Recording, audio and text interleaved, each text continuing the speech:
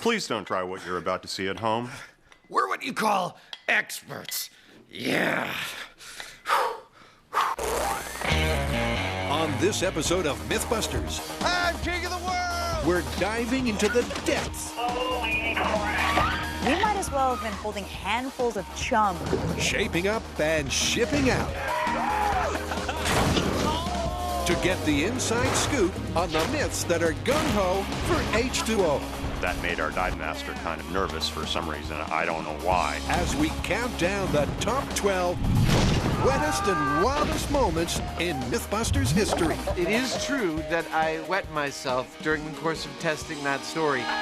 It was disgusting. Who are the Mythbusters? Adam Savage and Jamie Heineman. Almost too excited. Between them, more than 30 years of special effects experience. Together with Grant Imahara, Save yourselves! Carrie Byron, We're busting out of here, see? Whoops. and Tori Belleci. Somebody order some exploding pants? They don't just tell the myths, they put them to the test.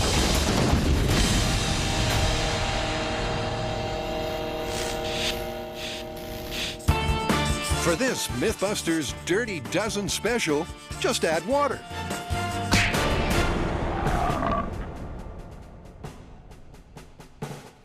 What are we waiting for? Just one moment. Only one? Okay, they're late, so I guess I'll tell you. We are counting down the top 12 best Mythbusters moments that involve water. Water. Water. So anything that we've done that involves us being around, in, or under the water. Exactly. It gives us a chance to celebrate and scrutinize our best Mythbusters watery escapades. And a chance to see Jamie swim and surf again. Precisely. So what's with the pool? I kind of told Grant and Tori we were having a pool party. This is the pool party? Lame. Let's start the show. And first up in the Wet n Wild ride, We've sunk boats.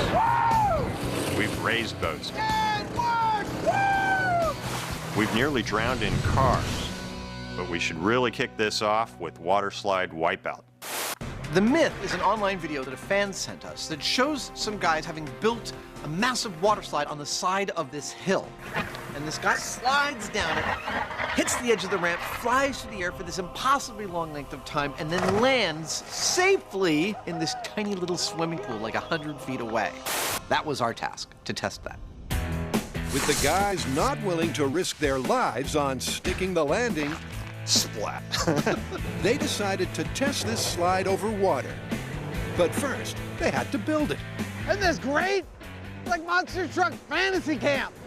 The building of this ramp was positively Egyptian. I mean, I'm down at the bottom, putting together this wood frame and truss work that will hold the plywood together for the actual ramp part, while Jamie's up top feeding this massive hundreds of foot long piece of plywood that he's screwing together up top and slowly rolling down towards me. It looks great.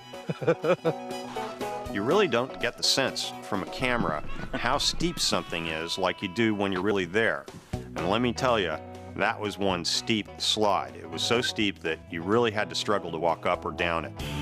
Finally, with the mega whoosh complete, it was time for its first human test. I started from halfway up the ramp, figuring that would be safe, and it actually was almost the most dangerous thing we did in the whole thing. He wasn't going very fast, and so he kind of dropped like a stone right off the end of it.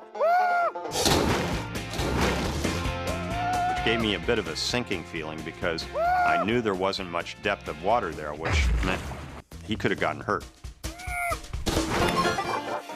I'm okay.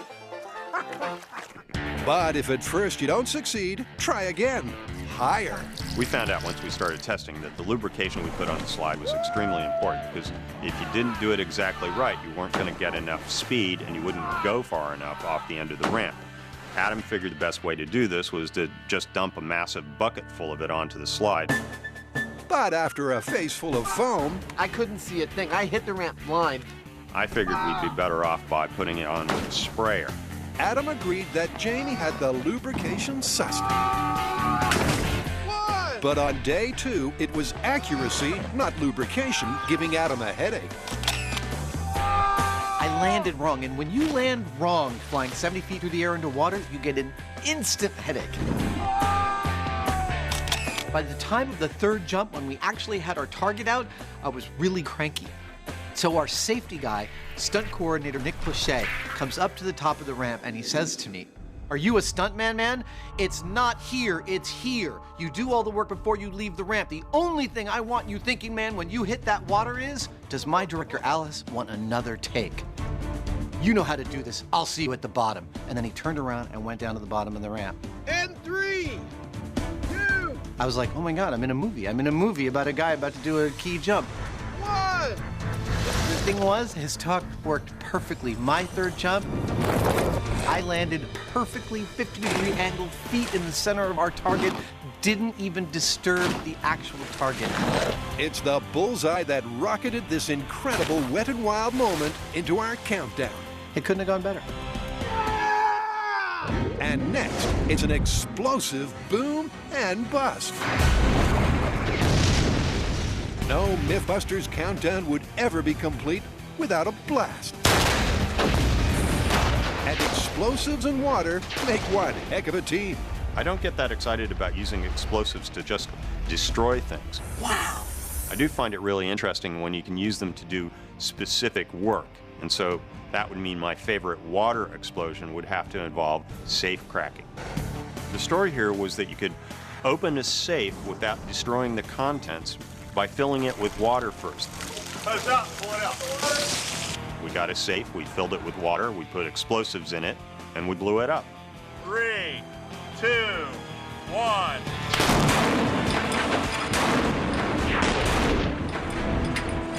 Look at the door! Wow! That worked beautifully! I'd like to point out that former FBI Special Agent Frank Doyle offered us all a steak dinner if it worked. So convinced was he that it would not. And we've never yet gotten our steak dinner, Frank. But for the ultimate combination of water and explosives, it's over to Grant. So the black powder shark myth comes from the movie Deep Blue Sea. And in that, the hero has to kill this highly intelligent, very deadly, very large shark. And what he does is empties a number of flares into a canister. There should be enough black powder in this flare to give us 2.5 sticks of dynamite. He fires it at the shark. That's connected by a steel cable back to him, which he then touches to the ends of a battery, and boom. Yeah! The shark blows up. Yep, and first things first, they needed a big fish to fry. So Tori created Hugo, the giant foam shark. So often on the show, our schedule doesn't allow us to take time to make it exactly how you want it. But this one magical time on Mythbusters, I was allowed to sculpt this shark. And it turned out better than I thought it would. He put so much time and love into building that big shark. That was a great idea. How you getting back on the boat? I haven't thought about that yet. He even named it. He might even kind of crossed the line a little bit. Add a shark.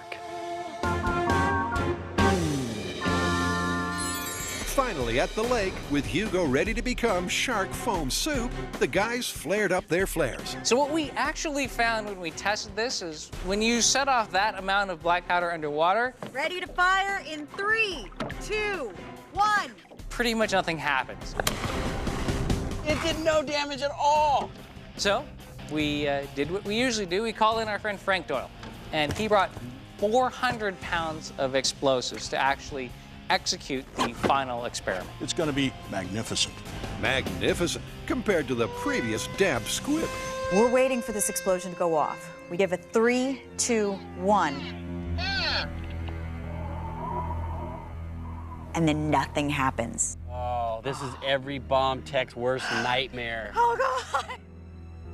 All of us, I think, we're starting to get a little heart flutter because the bomb squad had to take a boat all the way in and find out what went wrong. This is like the worst experiment ever.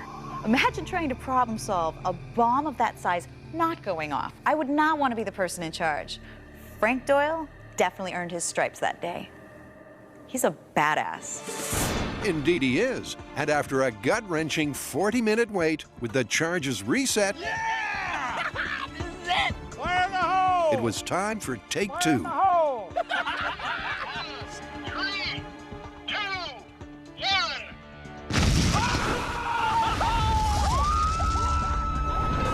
And there's this huge tower of water. I just shot into the air, pieces of Hugo everywhere.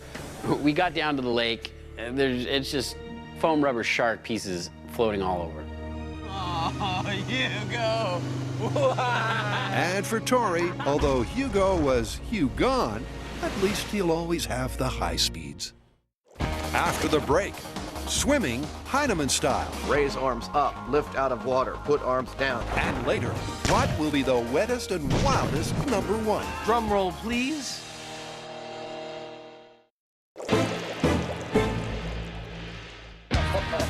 There's water everywhere.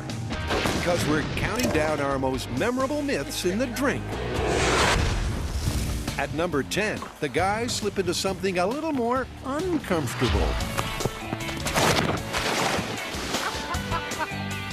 Obviously, when you're tackling myths that are wet or wild, or especially both, it means that you're gonna get wet. And often, when you're gonna get wet,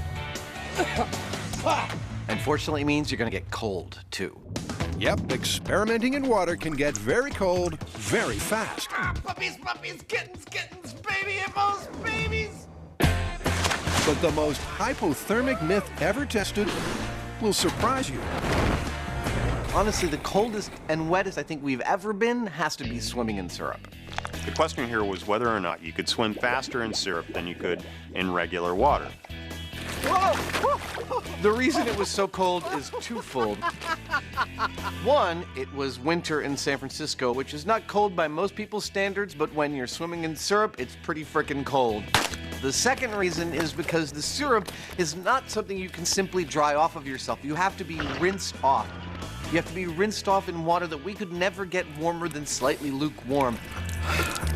It may have been freezing, but what really warmed the cockles of Adam's heart was Jamie's swimming. Jamie's technique at swimming is kind of like his technique at building something, in which he thinks through every step as he's going, which makes him a little bit plodding as a swimmer, because I believe he's actually doing this. Raise arms up, lift out of water, put arms down, swim forward. Raise arms up, lift out of water, he's like a robot working through a set of instructions. I was actually surprised how difficult it was for him to swim. I thought he descended from the great walrus tribe, so I figured he'd be a great swimmer. The great walrus tribe. I'm gonna get killed for that one. Next up is a moment all about dunking and diving. Our intrepid Mythbusters have gone undercover, underwater, for many a myth. It's party time. But when it comes to strange suits and underwater adventures, the macabre maritime myth of a diver sucked into his diving helmet takes the grisly prize. With Carrie on maternity leave, it was down to Tori to create the diver. I present to you my creation, Meat Man. Ooh, almost threw up. Meat Man was disgusting. I mean, I had a love for him because I built the guy, but he was rotting pork meat. At one point, I think the refrigerator truck got shut off, so it spent a night unrefrigerated, and the next day it was just, the rotting flesh was unbearable. How many Mythbusters does it take to get Meat Man in a diving suit? With their old-time diving suit completely porked out, it was time for Meat Man to meet his deep-sea fate. If you see any sharks, play dead. At 300 feet below the surface, with their underwater camera poised, Grant cut the cord. 3, 2, 1. One thing we didn't foresee, the suit was filled with the stench of rotting flesh. And so when Grant vented the suit, all that air came rushing into the boat with us. I mean, it was nauseating. And then at one moment, everything just gets to the point where it all goes. Holy crap! Meat Man is in a helmet! And you see all the guts squashed up against the glass. It was disgusting. Yeah! It worked! It works so well that it's also a demonstration of why you should never lend the Mythbusters anything. We borrowed a set of antique diving equipment. His stomach is inside his helmet. We promised the guy, we're like, oh no, it's totally gonna be fine. It's gonna be great. Don't worry about it. The helmet was not in returnable condition. Later. It's a little scary down here. But first, Like this, we were like, oh my God!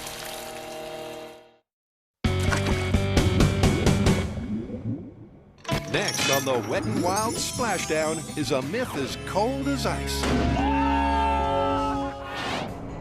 So the idea behind the myth of blue ice is that there's a leaky toilet on a commercial airliner. That leaky toilet allows a giant chunk of ice to form on the side of the jet. That chunk of ice breaks off and punches a hole into someone's house. How do you capture the forming of blue ice on the outside of a moving airplane at altitude? I mean, it's almost impossible. Impossible, unless you have an open invitation to Geektopia. The Icing Research Tunnel is a world-class research facility. They test spacecraft, fighter jets, commercial aircraft, and here we come in with our rinky-dink thing. Does this mean I'm the R2-D2? Oh boy. But you know what? What makes them great is that they're like, absolutely, we will help you out because we want to get to the bottom of this too. How can you not love a set of guys whose motto is, we freeze to please? However, getting to the bottom of this myth was not as quick as you might think. Fire it up. All right, let's go. Fire it up. Maximum warp. It takes hours to cool down the air, to chill it to operating temperature. We started our experiment at 8 a.m. We did not get out of there until 1 a.m. the next day. So it turns out to be a 17-hour day. But those hours were well spent because this myth was looking plausible. Oh, look how quick the ice is building up. The ice formed so perfectly that all the NASA guys could not believe how well it worked. And they even told us, they're like, we have had tests that had been planned for years. It's approaching soccer ball size. And like, you guys throw this crazy thing together, Oh, we're getting bigger chunks breaking off. come here, do the test, and it works. I mean, they were just saying, sometimes it just shows you simple is better. Indeed, as jumping out of a plane with a block of simulated blue ice turned out to be. Just as the myth predicted. Check it out, it dug itself into the ground. However, for those of you watching the skies, I really don't think that the chances are high it's going to happen. The chain of events is a perfect storm of circumstances. I think it's going to be a pretty rare event, but still possible. and from plummeting ice to the dangers of letting off steam. At the other end of the spectrum from ice is gaseous water, and that is steam. And steam has absolutely given us some of our most choice moments on the show. From the Archimedes cannon to exploding fire extinguishers, there's been a lot of hot and steamy Mythbusters moments. You'd think, actually, that a shoo-in for the best moment would be the water heater rocket. And there's a good reason for that, because water heater's feeling is pure, unadulterated awesome.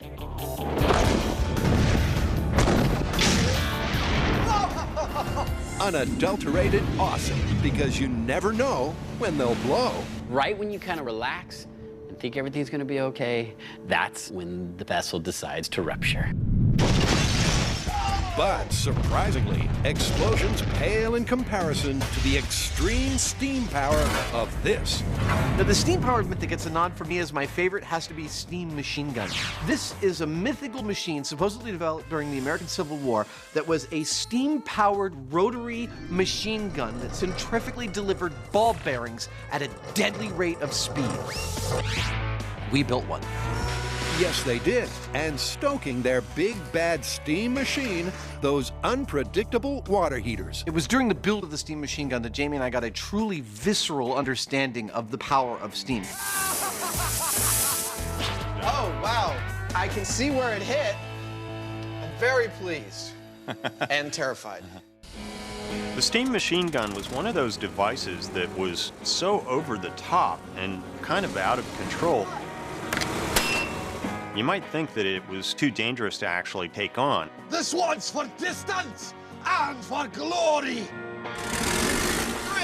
2, 1.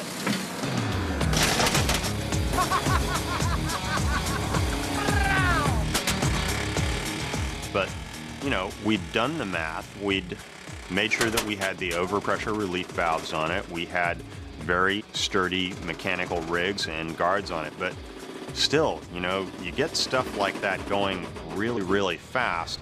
It's kind of messed up. Messed up, but ultimately busted. Soldier! Sir, yes, sir! What do you think of the steam machine gun as a weapon of war? Sir, it's not very effective, sir! Okay, let's get out of here. Coming right up. This kills you. This kills you and everyone else in the room. Please do not try what you are about to see at home. We're what you call experts. Can't you tell? We're halfway through our splash-tacular countdown. But there's plenty more myths in the sea. And now, for a moment in the swim. Well, swimming pools have often played a key role in our myths. They're perfect for us. They're clear water. Swim harder! They're often quite accessible. You can pull vehicles right up to them, but honestly, I pity our researchers and the phone calls they have to make. They got to call people up with a working swimming pool that's in perfect working order and say, "Hi, can we sink a car in your swimming pool? We promise that it's mostly clean." Hello? Hello? I think the most impressive things we've ever done in a pool is bullets fired into water. 1. The question about bullets fired into water was whether you could dive into the water to protect yourself from somebody that was shooting at you. After testing all the guns in their arsenal, This is the black powder rifle.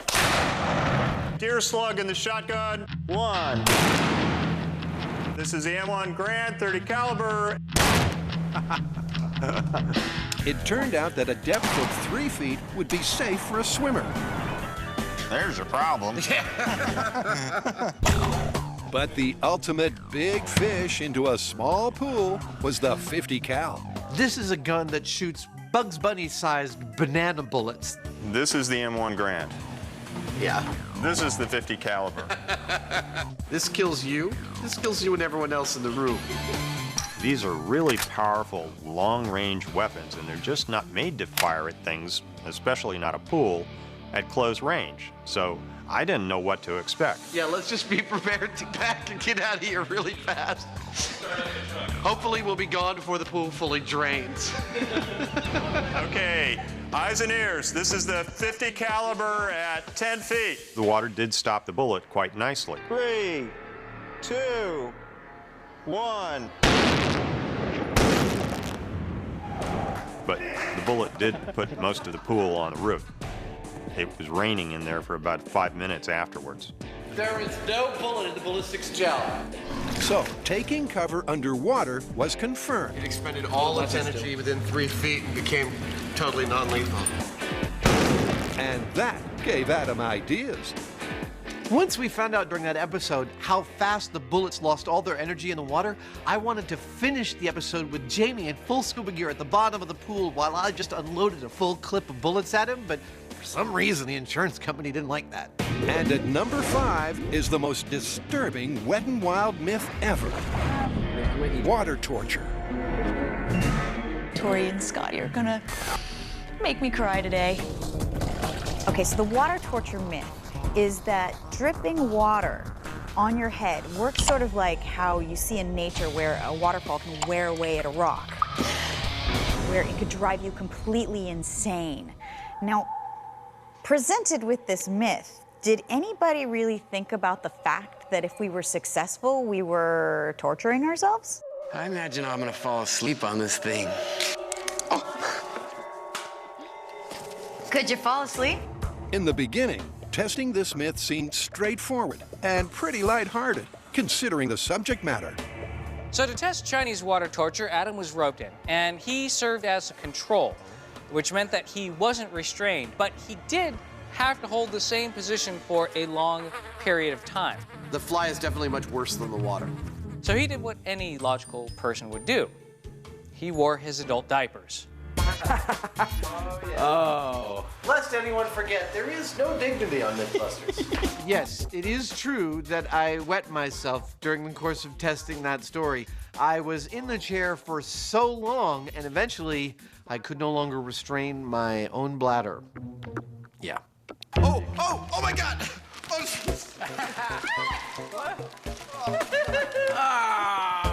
We learned something really interesting on the show, which is that adult diapers, they're not like baby diapers.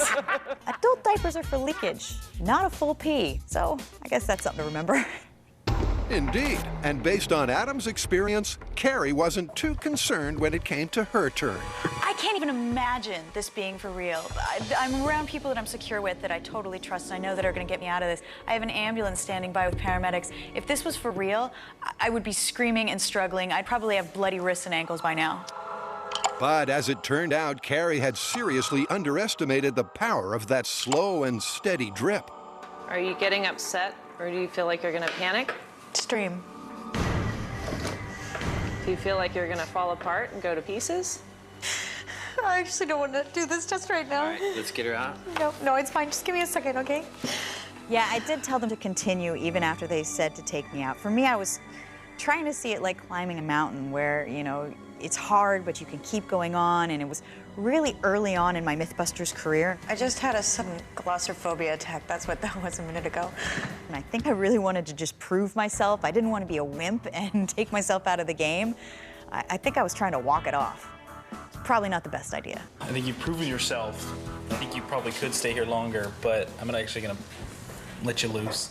Okay. 1.5 hours later, it was clear they needed to not only end Carrie's ordeal, but to stop this myth altogether. And normally when we're doing a myth, you have to endure a lot of pain in order to gather enough data so that way you could either bust or confirm a myth. But in that particular situation, it was so unbearable that we had to call it. We're often asked to revisit myths, do them a little differently. I can guarantee you, I will never do water torture again. Next up, in our splashdown, we put the wild into Wet and Wild. And then I shot it.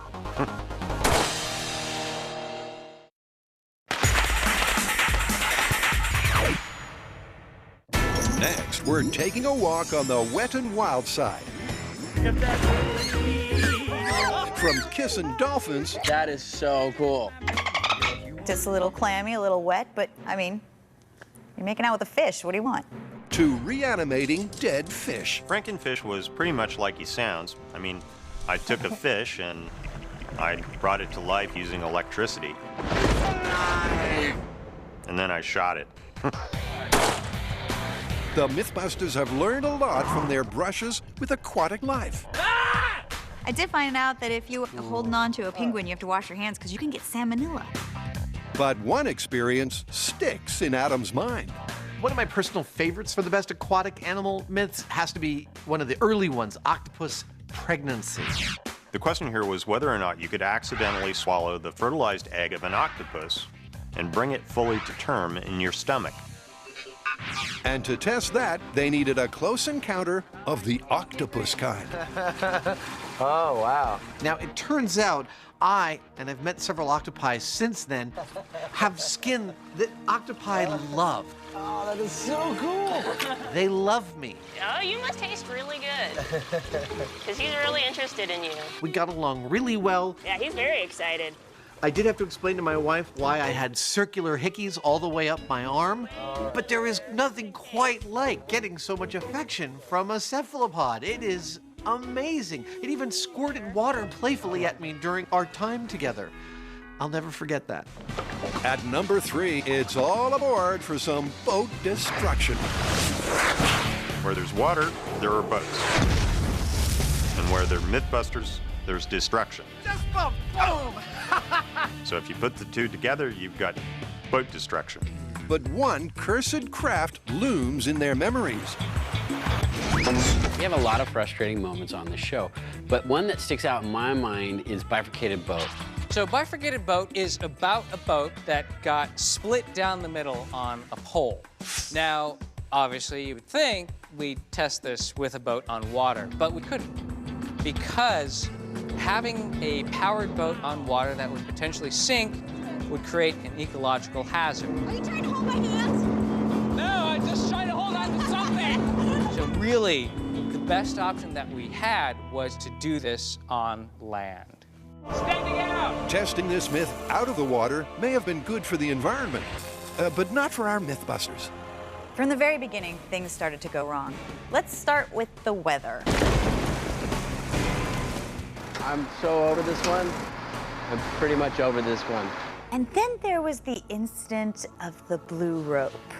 3, With the light fading and time running out, Go. 10 miles per hour. the breakaway broke. Did we lose the cable? Cable broke. And so apparently did the team. So for all the other things where we tow something big into something else and it crashes, we use a breakaway rope. And, you know, there's a standard one that we've been using, which is a blue marine rope. Grant's sitting there and he's like, yeah, Tori gave me this piece of rope. We always use blue rope, not this stuff. But on this particular one, Tori really didn't want to use that. He wanted to use this. Grant says one thing, Tori says another thing. Moments before that, I showed him the rope. He was like, yeah, that'll work. So I don't understand what happened between that moment and that moment. I think what we're going to do is go back to what we used to use that was working. Dude, we've never used the blue rope. We always use the blue rope. Yes, we do. Not for the breakaway. Yes, we do. No, It's strong. See, I think that's the problem, is we each have a different recollection of what happened. You guys, Jamie. All I know is to this day, someone in the office will yell, "We always use the blue rope." 15 miles per hour. On day 2, with the blue rope controversy behind them, the team tried again.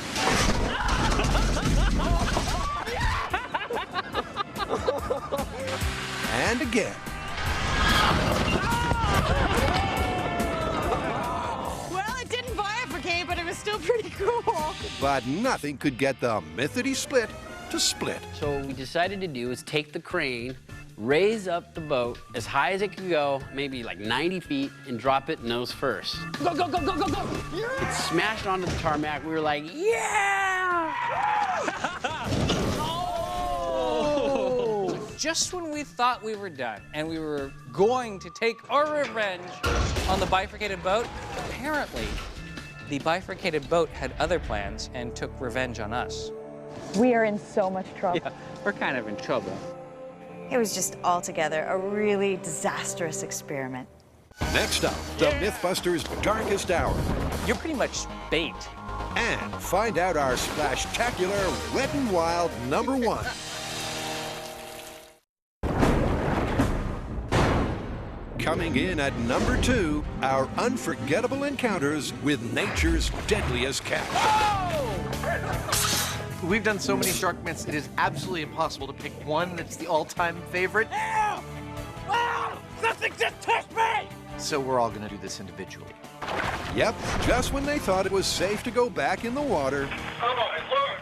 he was like, the Mythbusters are reliving their most memorable shark moments. Yeah! And to kick us off is Adam's favorite, straight from the shark's mouth. This is my new favorite thing we've ever made. My favorite shark moment on the show does not involve a real-life shark. It involves our robo-shark.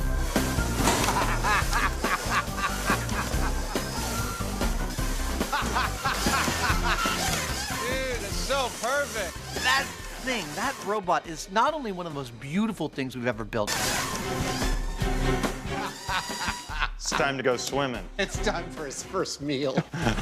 Both beautiful in its execution and beautiful to watch it move in the water. Go. It's like the best toy ever. But seriously, being in its jaws while it's thrashing me about trying to poke its eyes out.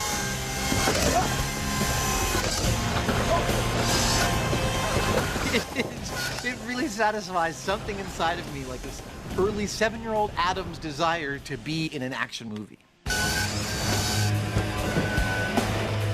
Adam's creature feature was impressive, but Jamie's most memorable moment was dicing with danger in a dinghy.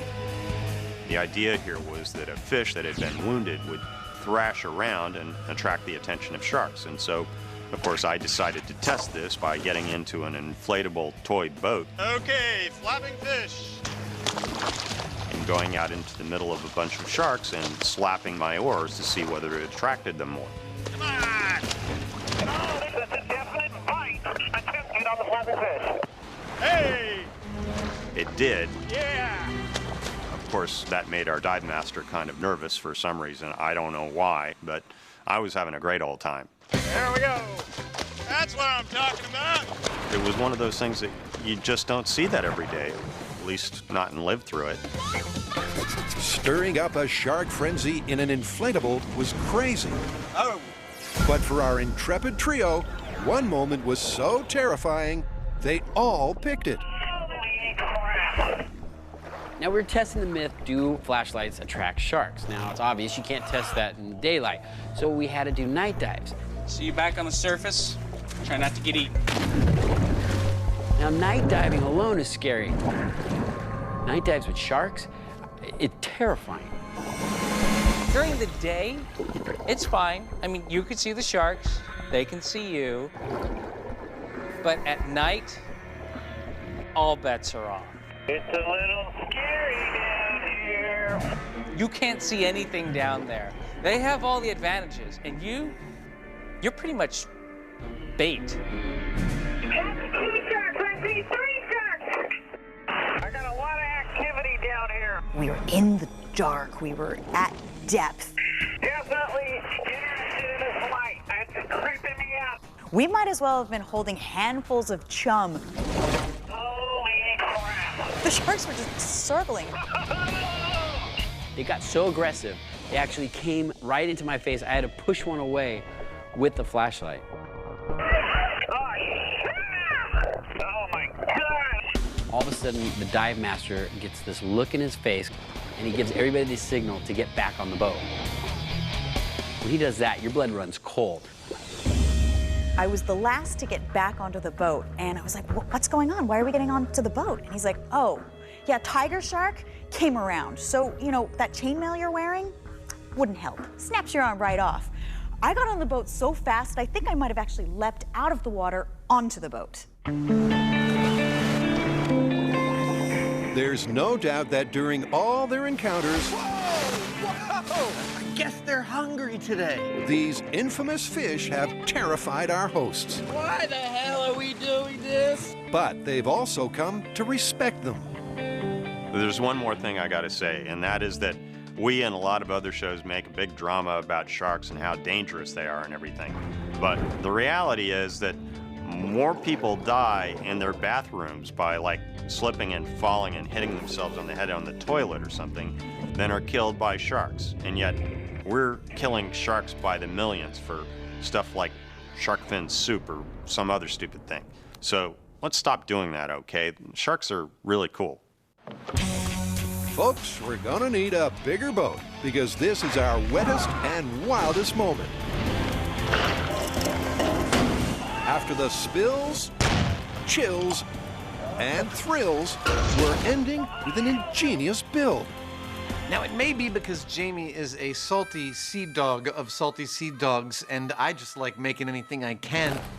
We love making our own boats. Hurry up, they're coming. The Alcatraz escape boat was made out of raincoats and was inflatable. The duct tape boat was made out of duct tape, of course. And the air cylinder speedboat was made out of a speedboat that was powered by air cylinders. I mean, it didn't do anything really important, but it was cool looking. But shiver me timbers if this isn't the most novel boat build of all. Drum roll, please. The Pykrete boat. Pykrete is something that had been on Jamie's mental list for years before we tested it. And then we were asked to go back to Alaska a second time to do another Alaska special. And then Jamie mentioned the Pykrete boat. And it was one of those moments where we all realized instantly, this is the myth we have to test. This is Pykrete. Aircraft carriers, huh? The myth here was based on an idea that somebody had around World War II that you could build an aircraft carrier out of sawdust and water. Sawdust and water, but with a typically Mythbusters twist. We stumbled upon newspaper as an ideal replacement for sawdust. I love wet newspaper. Especially for building a shell boat like the one we finally built. With the kids at Ketchikan High taking care of the paperwork, all Adam and Jamie had to do was craft the scoop of the century. We're going to be layering in the newspapers, layer over layer, like the shingles of a roof, so that all the open sides of the newspaper point away from the direction of travel. I feel like I'm working in a swamp. After a back-breaking build, the boat was put on ice. It's a nice boat, and it's a nice boat. Get it? I got it. And the Mythbusters were ready for launch. But would it sail or become yesterday's news? Okay, you and I are pushing. Ready? Yeah. It's funny that Alcatraz and the Pike Creek boat both have moments that are quite similar. Ah! Look at that! The very first time we placed each of those boats in the water, we weren't sure whether there'd be total failure. You go, Jamie. It's all you, buddy. You're the man, baby. Come on, baby. Oh, yeah! Or maybe it would last a little while. Do you realize what this is? The maiden voyage of yesterday's news. Ice and newspaper. Let's go. In neither case did we expect the boat to be as seaworthy as it turned out to be. When I put that boat in the water, I knew I had a choice. I could either take it easy and try not to break the thing, or I could just gun it and see whether it worked. Yeah! I decided to do the latter because the clock was ticking and that thing was going to melt. It was then or never. I'm king of the world! Oh. Yeah! I really like this story because it exemplifies what I like to see come out of Mythbusters. We've got to keep it afloat! And that is that we start with a simple seed of an idea that might be good or maybe not, but eventually we take it someplace that it's never gone before. And in this case, we were able to make a frozen speedboat. And it actually worked. I don't want to get all misty on you, but it's a pleasure building strange crap with you. Is that not enough for you? Still need some more Mythbusters? You can find it at discovery.com/Mythbusters.